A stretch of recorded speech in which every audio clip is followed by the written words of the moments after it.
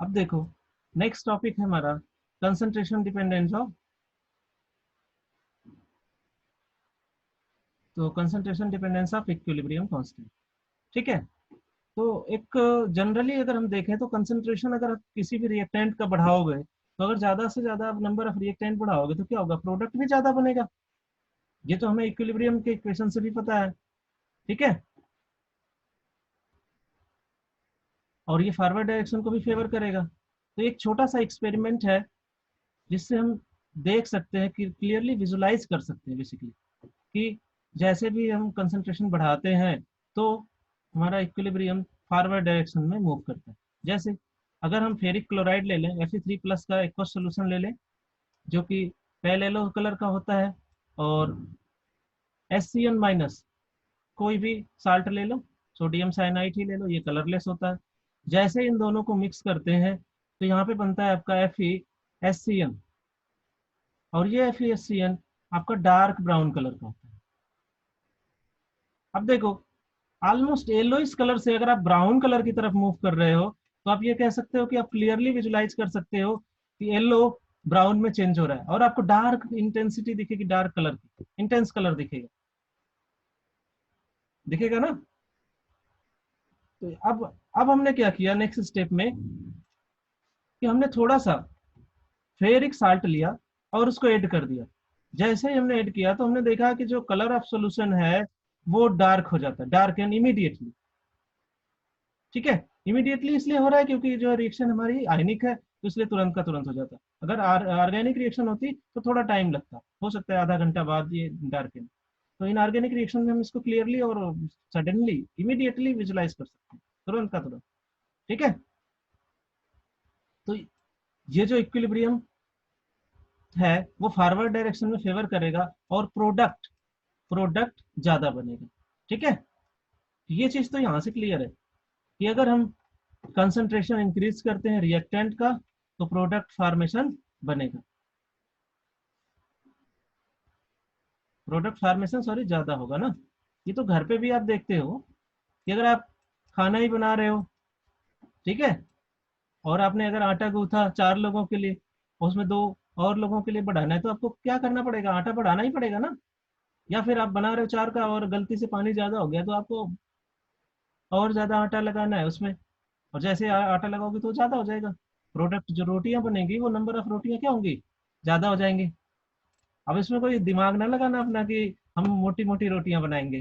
ठीक है, तो ये दिमाग नहीं लगाना है अभी कि हम मोटी रोटी बनाएंगे तो उतनी ही रोटियां बनेंगी। चलो ठीक है, तो हम यहाँ से एक जनरल स्टेटमेंट कह सकते हैं कि on increasing concentration of reactant equilibrium constant shifted in the favour of product. मतलब इक्विलिब्रियम कांस्टेंट फॉरवर्ड डायरेक्शन में शिफ्ट होगा, और उसके वो इसलिए शिफ्ट होगा ताकि जो कंसंट्रेशन का इफेक्ट है वो क्या हो, न्यूट्रलाइज हो जाए या नलिफाई हो। ठीक है, अब एक चीज और आता है इसी के साथ साथ कि अगर सपोज करो कि हमने रिएक्शन मिक्सचर में जहाँ पे इक्विलिब्रियम की हम बात कर रहे थे वहां पे हम कोई ऐसी गैस इंट्रोड्यूस कर दें जो इनर्ट हो, इनर्ट गैस हो तो जो किसी से रिएक्ट ही ना कर रही हो तो क्या होगा, वो इक्विलिब्रियम पे क्या इफेक्ट डालेगी। ठीक है, अब यहाँ पे देखो हम किसी भी रिएक्टेंट का कंसंट्रेशन नहीं बढ़ा रहे हैं, लेकिन उस रिएक्शन मिक्सचर में हम एक इनर्ट गैस इंट्रोड्यूस कर देंगे। तो इनर ऑब्वियस है कि अगर आप इनर्ट गैस इंट्रोड्यूस कर रहे हो तो वॉल्यूम पे इफेक्ट डालेगा। ठीक है, तो हम कई चीजों का रेस्पेक्ट देखेंगे कि आखिर प्रेशर टेम्परेचर क्या क्या इफेक्ट पड़ता है इनर्ट गैस के एडिशन से। हमारा जो बेसिकली इनर्ट गैस के एडिशन से इक्विलिब्रियम कांस्टेंट किधर शिफ्ट होगा और किस किस कंडीशन में शिफ्ट होगा। ठीक है, चलो तो इसके लिए हमने एक टिपिकल रिएक्शन ले ली जहाँ पे ए बी से रिएक्ट होके सी और डी में कन्वर्ट हो रहा है। ठीक है, small A, small B, small C और जो स्मॉल डी है, these are the stoichiometric coefficients of A B C and D. ठीक है, चल अब हम एज्यूम करते हैं कि इनिशियली N1 और N2 moles of A and B are taken. ठीक, अगर अपने शुरुआत में N1 और N2 मोल्स ही लिया था A और B का, देन व्हाट हैपन? आप इक्विलिब्रियम का एक्सप्रेशन लिख सकते हो, A plus B converted into C plus का डी। ठीक है, जब हमारा टाइम स्टार्ट नहीं हुआ था t इक्वल टू 0, अब आप देखो इस t इक्वल टू 0 को हम एक्सटेंट ऑफ रिएक्शन के फॉर्म में ले रहे हैं, या फिर ये पढ़ा था आपने ना, degree of advancement of reaction, तो हम जाई के टर्म में ले रहे हैं जब हमारी रिएक्शन मूव ही नहीं की। जब जाई हमारा 0 था तब इसके initial moles as it is present थे और इसके मोल्स 0 थे। लेकिन जैसे ही जाई आफ्टर सम टाइम्स ये जाई इक्विलिब्रियम में चेंज हो गया, जाई इक्वल टू जाई इक्विलिब्रियम, मतलब हमारी रिएक्शन इक्विलिब्रियम को अचीव कर गई। तो अब होगा क्या कि ये N1 माइनस ए जाई, N2 माइनस ए जाई, सी जाई प्लस कर दी जाए, इसमें से ये अमाउंट कम होंगे N1 N2 से और इनके ये अमाउंट बनेंगे। क्लियर है? अगर आप 12th की बात करें तो आप 12th में डिग्री ऑफ आयोनाइजेशन की बात करते थे। अल्फा, अल्फा के टर्म में कहते थे कि ये हो जाएगा सी अल्फा, ये हो जाएगा डी अल्फा, कुछ याद है? यहाँ पे ये हो जाएगा N1 माइनस, या फिर कहते थे सी माइनस C1 अल्फा। ठीक है, तो वहां पे आपने पढ़ा है उसको कुछ इस तरीके से। अब यहाँ पे हमें क्या पढ़ना है? डिग्री ऑफ एडवांसमेंट के रिस्पेक्ट में पढ़ना है। ठीक, तो सेम हमें इक्विलिब्रियम एक्सप्रेशन चाहिए। इक्विलिब्रियम एक्सप्रेशन के लिए हमें क्या चाहिए? क्योंकि गैसियस कंपोनेंट की हम बात कर रहे हैं तो हमें पार्शियल प्रेशर चाहिए, और पार्शियल प्रेशर चाहिए तो हमें मोल्स चाहिए। मोल्स तो हम यहाँ से निकाल सकते हैं, ये मोल्स दे रखा है, लेकिन हमें टोटल मोल्स चाहिए, तो टोटल मोल्स हम इक्विलिब्रियम पे निकाल सकते हैं सबको सम करके। N total number of total moles at equilibrium will be N1 minus A जाई plus N2 minus B जाई plus C जाई plus D जाई. These are the total moles of equilibrium. Clear?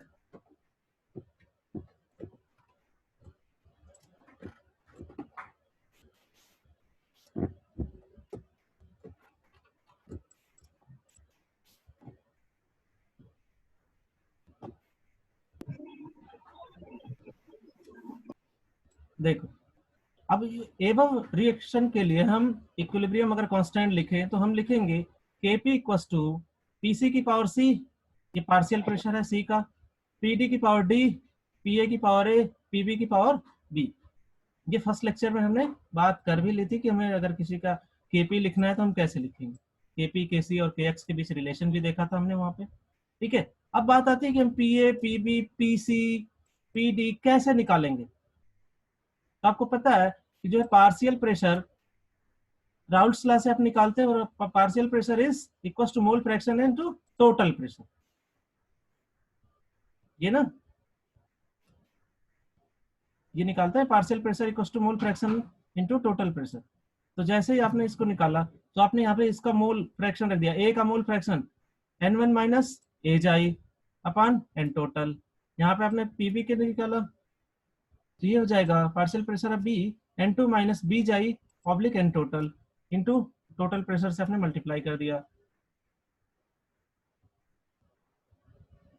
Next है PC, सी chi oblique N total, ये हो गया, multiply कर दो पी टोटल से, और पीडी को अगर निकालना है तो ये हो जाएगा डी जाई oblique N total multiplied by total pressure.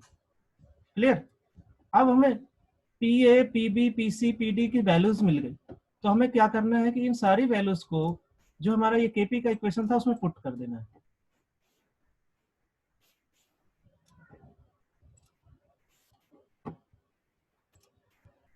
जैसे ही आपने केपी के इक्वेशन में इसको पुट किया तो ये हो गया सी जाई n total, C chi oblique N total PT की पावर सी, डी जाई ऑब्लिक एन टोटल पीटी की पावर डी होल की power D, n second oblique divided by n minus A chi oblique N total PT की power A, n two minus B chi n total PT की power B. तो हमने कुछ नहीं किया, हमने P A, P B, P C और P D की केवल वैल्यूज रख दी। ठीक है, अब इसको सेपरेट करो, एन टोटल और पीटी सब में है, तो पीटी ऊपर है एन टोटल नीचे है, तो आप क्या करो, सब में से P total oblique N total अलग कर लो। तो जैसे ही आपने अलग किया तो ये हो गया P total oblique N total. इसकी पावर क्या आएगा, सी प्लस का डी माइनस का ए माइनस का बी, या फिर आप ये कह सकते हो कि इसे हम डेल एन जी के फॉर्म में लिख सकते हैं। और ये डेल एन जी क्या होता है, नंबर ऑफ गैसियस कंपोनेंट जो रिएक्शन में है उनका डिफरेंस प्रोडक्ट और रिएक्टेंट का। तो ये हो जाएगा सी प्लस का डी माइनस ब्रैकेट में ए प्लस बी। ठीक है, ये है डेल एन जी। तो इस तरीके से जो केपी था वो आपने निकाल लिया। अब एज्यूम करो कि इस पूरे रिएक्शन में हमने n नंबर ऑफ मोल्स या n मोल्स कोई इनर्ट गैस मिक्स कर दिया, n mole of an inert gas is added. होगा क्या कि जो टोटल नंबर ऑफ मोल्स है, जो टोटल नंबर ऑफ मोल्स है वो बदल जाएगा, मोल फ्रैक्शन चेंज हो जाएंगे। तो अब n टोटल को हम n डैश टोटल कह रहे हैं क्योंकि ये नया टोटल हो गया। देखो इसमें पूरे में n हमने जोड़ दिया, n plus n1 minus A chi dash plus का n2 minus B chi dash plus का c जाई डैश प्लस का d जाई डैश। ऐसा इसलिए किया कि सपोज करो कि अगर हमारा इक्विलिब्रियम शिफ्ट हो रहा है तो जो जाई इक्विलिब्रियम है वो जाई इक्विलिब्रियम डैश में कन्वर्ट हो जाएगा। अगर नहीं होगा तो हम यही कह देंगे कि जो जाई इक्विलिब्रियम है वो जाई इक्विलिब्रियम डैश के बराबर है। ठीक है, तो फिलहाल हमने एक नया टर्म जाई इक्विलिब्रियम डैश लेके चल रहे हैं। अब देखो अगर हम टोटल प्रेशर की बात करें तो जो एन टोटल था, ये हमारा एन टोटल तो यही था, इतना टर्म क्या था हमारा एन टोटल था। और इस एन टोटल में अगर हमने एन जोड़ा है, अगर एन हमने जोड़ा है तो नंबर ऑफ मोल्स जो होते हैं वो हमेशा पॉजिटिव होते हैं। तो ये जो टोटल क्वांटिटी हो गई इधर की, ये एन टोटल डैश, ये क्या होगा, this is always greater than n total. तो n total dash is greater than n total. ठीक है, तो अब देखो जो एन टोटल है वो मोल फ्रैक्शन में कहाँ आ रहा था, नीचे आ रहा था ना। अगर आप मोल फ्रैक्शन की भी बात करो जहां पे आपने यहाँ निकाला था ये वाला, तो ये कहाँ आ रहा था, डिनोमिनेटर में। तो जब ये क्वांटिटी बढ़ेगी तो सबके मोल फ्रैक्शन क्या होंगे, कम होंगे। तो सारे क्वांटिटीज के मोल फ्रैक्शन कम हो जाएंगे।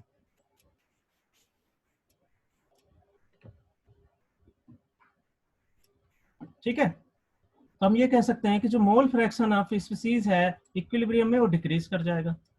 तो जो नया इक्विलिब्रियम कांस्टेंट होगा अब हम उसको किस इस तरीके से लिख सकते हैं, केपी डैश। अब इसको भी हमने डैश के फॉर्म में ले लिया कि जो ये केपी था वो केपी डैश हो गया, KP dash equal to C chi dash की power C D chi dash की power D divided by n1 minus A chi dash की पावर ए और n2 minus B chi dash की power B.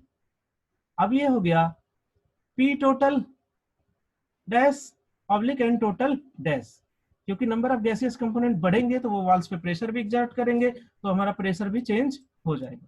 ठीक है, तो इसको भी हमने एक नया टर्म ले लिया कि पी टोटल डैश हो गया कि power delta N G. Clear. अब यहाँ पे 2-3 केसेस आते हैं, इन्हीं केसेस को हमें बस केवल डिस्कस करना है, और अगर ये केसेस हो गए तो हमारा कंसंट्रेशन का इफेक्ट फिनिश हो जाएगा।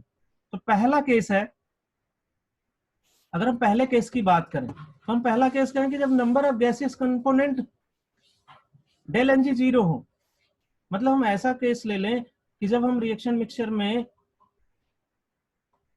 N number of inert gas add करें उसके बाद भी जो नंबर ऑफ गैसियस कंपोनेंट है पूरे रिएक्शन मिक्सचर में वो 0 बना रहे।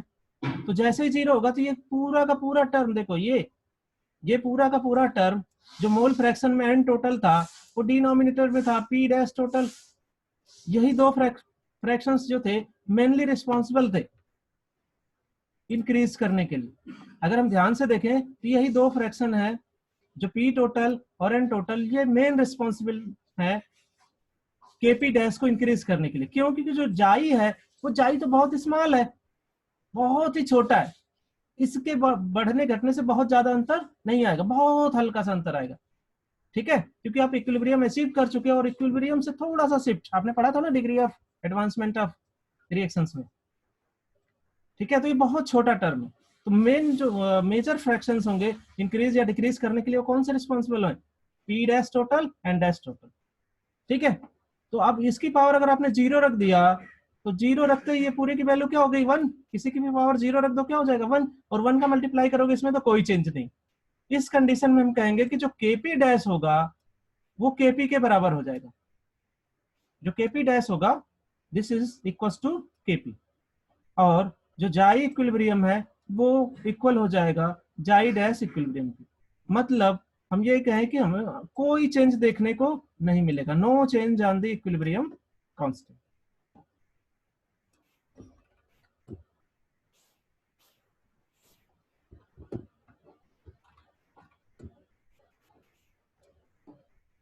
नेक्स्ट है case second, when delta N g positive. Case second, जब डेल्टा एन जी पॉजिटिव हो। तो अब देखो अगर हम ये कहें कि जो केपी है वो directly proportional to P total by N total, और उसकी पावर हम पॉजिटिव करने जा रहे हैं। ठीक है, तो सबसे पहले देखो इसमें भी दो केसेस हैं। दो केसेस क्या है कि जो प्रेशर ऑफ सिस्टम है उसको हम कांस्टेंट रखें। ठीक है, अगर हम प्रेशर ऑफ सिस्टम को कांस्टेंट रखें तो इनर्ट गैस के एडिशन से क्या होगा, एन टोटल इंक्रीज करेगा। ठीक है, देखो एन टोटल है, इसमें हमने क्या किया कि N moles of inert gas add कर दिया, तो एन टोटल क्या होगा, इंक्रीज कर जाएगा। और जब एन टोटल इंक्रीज करेगा तो डिनोमिनेटर इंक्रीज करेगा, यही ना, डिनोमिनेटर इंक्रीज करेगा तो केपी क्या होगा,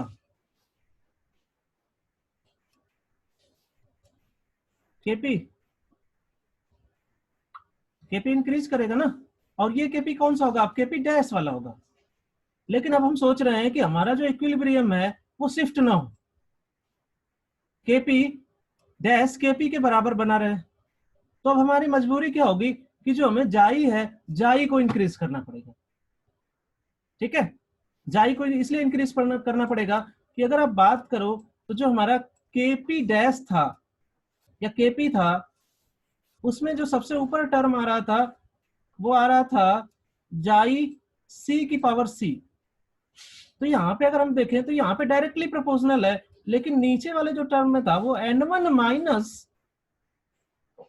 माइनस ए जाई करके आ रहा था।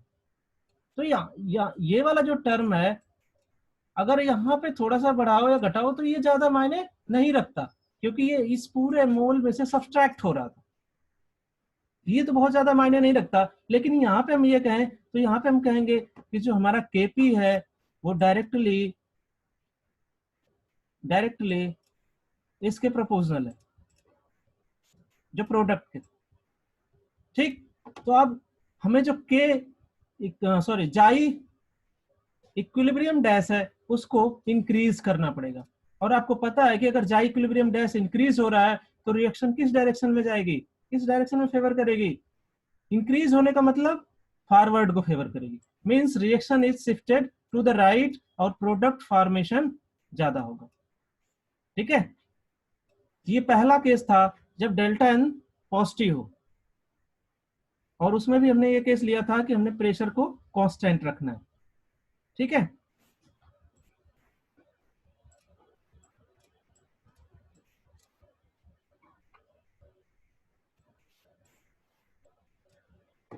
नेक्स्ट आता है नेक्स्ट पार्ट, इनर्ट गैस को तो हम ऐड कर रहे हैं। अब हमने क्या किया, कीपिंग वॉल्यूम कांस्टेंट। अब हमने क्या किया कि प्रेशर बढ़ता है तो बढ़ने दो, वॉल्यूम को हमने कांस्टेंट रखना है। ठीक, तो हमारे पास जो क्वांटिटी थी वो ये क्वांटिटी थी कि KP directly proportional to P की power n, sorry KP directly proportional to P oblique n की पावर डेल्टा एन जी। यहाँ पे हमने पी टोटल लिया था, एन टोटल लिया था। ठीक है, यही लिया था ना तो कोई नहीं, ऐसे पी और एन लिख लो पहले। अब देखो यहां से आप ट्रांसफॉर्म करो, क्योंकि हमारे इक्वेशन में प्रेशर था और नंबर ऑफ मोल्स थे, वॉल्यूम तो था ही नहीं। तो हमें अगर वॉल्यूम का इफेक्ट देखना है तो हमें क्या करना पड़ेगा, इंट्रोड्यूस करना पड़ेगा वॉल्यूम को। तो हमने यहां से किया कि पी बाई एन को हम क्या लिख सकते हैं, आर टी बाई वी। तो हम इसे लिख सकते हैं this is also proportional to R T by V की power delta N G. Clear,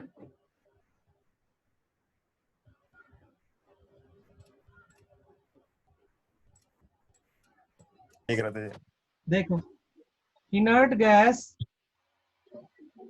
addition keeping volume constant, ठीक है। तो जो एबव इक्वेशन थी, अगर हम उसे देखें तो उसमें हमारा क्या था, प्रेशर था, वॉल्यूम तो था ही नहीं। तो अब हमें क्या करना है कि वॉल्यूम को इंट्रोड्यूस करना है। तो हम इस जो इक्वेशन ऑफ स्टेट है वहां से हम वॉल्यूम ले आएंगे। पी बाई एन की वैल्यू को हम लिख सकते हैं आर टी बाई बी, ठीक है। तो हमने क्या किया, पी बाई एन की पावर डेल्टा एन जी को हमने कह दिया कि आर टी पब्लिक बी की power delta N G whole की पावर, ठीक है। तो यहाँ से हम केपी को हम ट्रांसफॉर्म कर देंगे आर टी की power, sorry R T public B की पावर डेल्टा एन जी में। क्लियर। तो जैसे ही हमने यहाँ आर टी की power R T public B की पावर डेल्टा एन जी किया, केपी डैश भी सिमिलरली ट्रांसफॉर्म हो जाएगा आर टी पब्लिक बी की power delta N G. Since हम वॉल्यूम कांस्टेंट रखे हैं, अगर हम पूरा का पूरा वॉल्यूम कांस्टेंट रख दें तो यहाँ पे दूसरे टर्म क्या बचते हैं, देखो आर। आर क्या है, यूनिवर्सल कांस्टेंट है। आर हमारा पहले से ही कांस्टेंट है, ठीक है। आर हमारा पहले से ही कांस्टेंट है।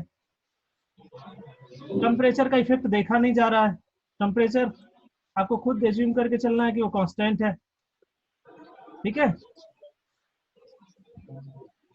तो टोटल का टोटल टर्म जो होगा ये अनइफेक्टेड होगा।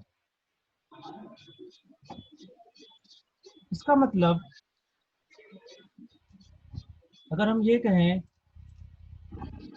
कि जो देख बी क्या है, कांस्टेंट है, तो जो केपी होगा वो केपी डैश के बराबर होगा। Means no effect on equilibrium constant. और अगर ऐसा नहीं है तो जो जाई इक्विलिब्रियम होगा वो जाई डैश इक्विलिब्रियम के बराबर होगा। क्लियर। सारे लोग माइक अपना बंद कर लो, किसी की माइक ऑन है। ऋतिक, ऋतिक तुम्हारी माइक ऑन है।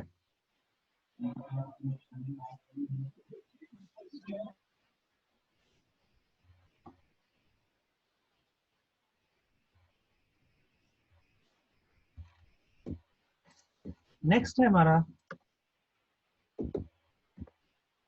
बस देखो इतना ही पढ़ना है हमें, ये हेडिंग नहीं पढ़नी है, इतना ही पढ़ना है, इतना ही देख लो, ठीक है। नेक्स्ट केस बनता है when delta N G negative. ये थर्ड केस है, जो हम पहले फर्स्ट सेकंड थर्ड केस देख रहे थे उसका थर्ड पार्ट है। अब डेल्टा एन जी अगर निगेटिव है तो P total oblique N total की पावर क्या हो गया, निगेटिव हो गया। और अगर ये जैसे ही निगेटिव होगा, ये की पूरी क्वांटिटी क्या होगी, एक तरीके से डिक्रीज करेगी। तो यहाँ भी अब हमारे पास दो केस है। पहला, कीपिंग प्रेशर कांस्टेंट, अगर प्रेशर को हम कांस्टेंट रखें, अगर प्रेशर कांस्टेंट है, ठीक है, तो इस पूरे क्वांटिटी को डिक्रीज करने के लिए, देखो प्रेशर आपका कांस्टेंट हो गया केपी डैश में, तो टोटल जो एन टोटल है उसको अगर हमें डिक्रीज करना हो, एन टोटल तो वैसे भी डिक्रीज कर रहा था ना, अरे भाई सॉरी इंक्रीज करेगा, सॉरी हाँ इंक्रीज करेगा। एन टोटल क्या होगा, इंक्रीज करेगा ना, एन डैश टोटल है ये, एन टोटल तो यहाँ पे है, तो एन डैश टोटल क्या होगा, एन टोटल से बड़ा होगा। ये एन टोटल जो है ये ग्रेटर देन होगा एन डैश टोटल से। अगर ये बड़ा है इससे तो हम ये कहेंगे कि अब देखो ये क्वांटिटी बड़ी है, ये छोटी हो रही थी, तो पूरा का पूरा ये केपी डैश क्या होगा, छोटा हो जाएगा। तो हम ये हमारा जो कंक्लूजन आएगा ये आएगा कि केपी डैश जो होगा वो छोटा होगा केपी से। और इससे हम कॉन्सिक्वेंस निकाल सकते हैं, क्यों, क्योंकि KP is directly proportional to जाई। तो हम इससे एक कॉन्सिक्वेंस निकाल सकते हैं कि जो जो जाई होगा, जाई डैश भी, जाई डैश इक्विलिब्रियम, ये छोटा होगा जाई इक्विलिब्रियम से, ठीक है। और लास्ट है टॉपिक कीपिंग वॉल्यूम कांस्टेंट। तो इसके लिए भी आपने एक्सप्रेशन तो देख लिया था,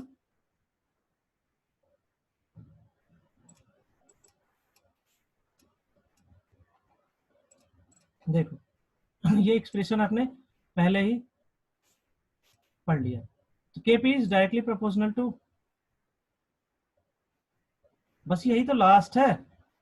अब ना लिखो, ये हो जाए उसके बाद जो लिखना है लिखो, हम लिखने का आधा घंटा टाइम देंगे तुम्हें, ठीक है। प्लीज मैं तुम लोगों से रिक्वेस्ट कर रहा हूँ, इतना रिकॉर्ड हो जाने दो। ये टॉपिक ही तो यहीं फिनिश हो रहा है, फ्री एनर्जी के पहले ही फिनिश हो जाएगा। तो अब कितना बच रहा है? क्या बेवकूफ़ी है बताओ। जब मैं खुद कह रहा हूँ कि मैं 10 मिनट से ज्यादा क्लास नहीं होगी। ठीक है, देखो, कीपिंग वॉल्यूम कांस्टेंट, अगर हमें वॉल्यूम को कांस्टेंट रखना है ये तो धनिया सर ढोल बोलता है क्योंकि चलो कोई नहीं, अब देख लो 5 ढोल सब। मिनट्स। देखो, तो Kp is proportional to RT/V की पावर डेल्टा एन जी, ये हमने पहले देख रखा था। तो यहाँ से हम ये कह सकते हैं कि अगर हमें वॉल्यूम कांस्टेंट रखना है, ठीक है, जबकि डेल्टा एन जी पहले से हमें निगेटिव लेके चलना है। क्यों? क्योंकि आप निगेटिव वाला केस पढ़ रहे हो, थर्ड केस पढ़ रहे हो, जहाँ पे डेल्टा एन जी निगेटिव है और आपने वॉल्यूम को कांस्टेंट रख दिया। ठीक है, वॉल्यूम कांस्टेंट है। अब इसमें कौन से टर्म बच रहे हैं? आर और टी, ये तो पहले से ही कांस्टेंट है।